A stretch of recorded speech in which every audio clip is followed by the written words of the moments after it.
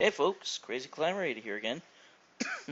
And this time we're going to look at a game called Liberator, and this was created by Atari in 1982.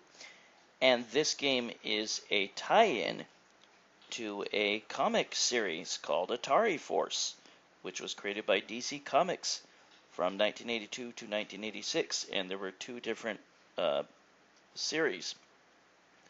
But this is very similar to Missile Command, which Atari, of course, also made 2 years prior to this. But you have 4 ships that hover over this planet, and missiles fire up at you from the planet. And here is the Atari Force magazine.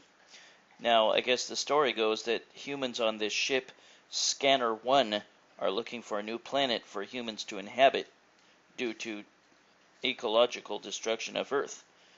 And Martin Champion is their leader, and he's in the middle there.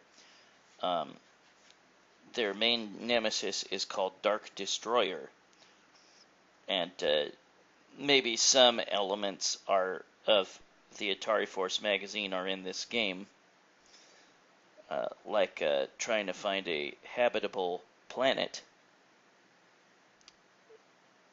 But yeah, Commander Champion, Martin Champion, is the leader of the Atari Force. And I've never read the comic, but it was produced from 82 to 86, and there were 2 different versions of it, or 2 different story arcs. But yeah, you have 4 ships, and they hover over this hostile planet, and you're trying to destroy the evil forces on that planet. There are missiles that move towards your ships. And as long as you keep one alive for the next round, that's all that matters. But you only get another ship at every 20,000. This is a hard game. You do have a shield, and there are 3 rings of the shield. And you get them all replenished the next round.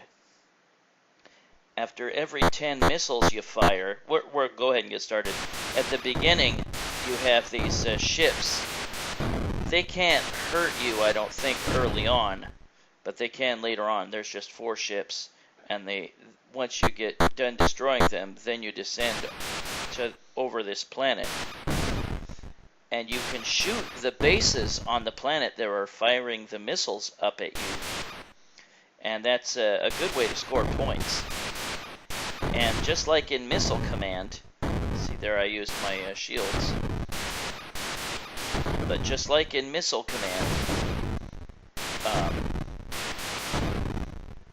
what was I going to say? Yeah, there is a multiplier for each round. You get twice as many points scoring for the next round, and then 3 times the points for the following round, and so on. See, now it says bonus times 2. But yeah, if you can destroy those missile bases on the planet, then that'll knock out a number of missiles that you don't have to face. But the game is very, very similar to Missile Command, but I like the twist that they put on it. This is definitely a playable game. Interesting variation on Missile Command. This didn't really last terribly long in arcades, from what I remember. Probably because it's just really hard. So you get some decent points from destroying those missile bases. It's just hard to remember where they're going to be on the planet, and how quickly you need to react to destroying them because the planet is rotating. You hear that sound. If you ignore a UFO for too long, then they're going to destroy one of your ships, and you cannot stop it. They'll fire a little warning sound. I think by this point now that those ships can destroy your ships if they collide with them.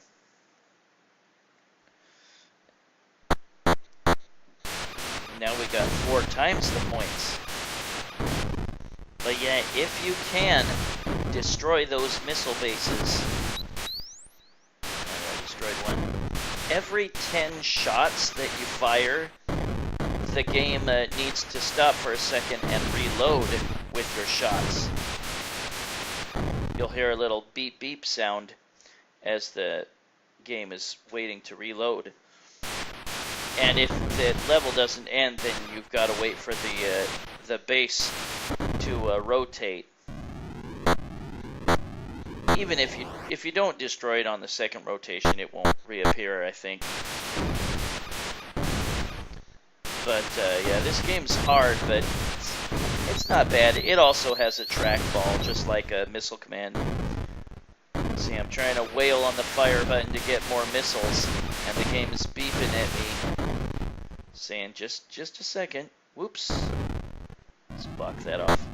Yeah, remember that your shields will all get replenished the next level.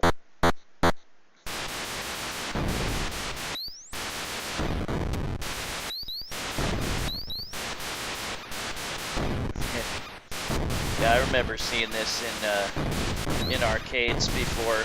I think I saw this at hydro tubes back in the day. And hydro tubes was a water slide. Oops. But my game isn't over because I got an extra life at 20,000. Shoo. Actually, I think they might replenish. No, they replenished one ship. Yeah.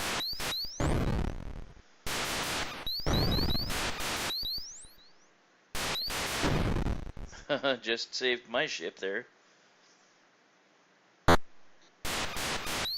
But yeah, I'm not terrible at this game anymore. The mouse isn't a bad substitute for the trackball. Now we have these bombs that attack you, and they take like 3 full blasts from your shots to destroy. Fortunately, they move pretty slow. But that is Liberator, and I'm going to put in my initials. And if you can find the comic book, check it out. I'm going to look for it. And after your game over, you have a chance to do a level select. But you have to free 3 planets to get a big bonus. And we'll look at that in just a moment. Well, happy 4th of July, everybody. I got some yard work done, which needed to be done, so I spent it well. I don't do fireworks anymore. There's enough people on the street that do it. I can just watch them. So yeah, you can select up to like level 22. And yeah, you get a big bonus for liberating 3 planets. And it can be as high as 21,000. So yeah, level 21 or 22 is as high as you can go. So we'll just have a look at it. Not surprisingly, it's really hard. But first off, you have these ships in space to start with. The planet's protectors to deal with. Oop, crap.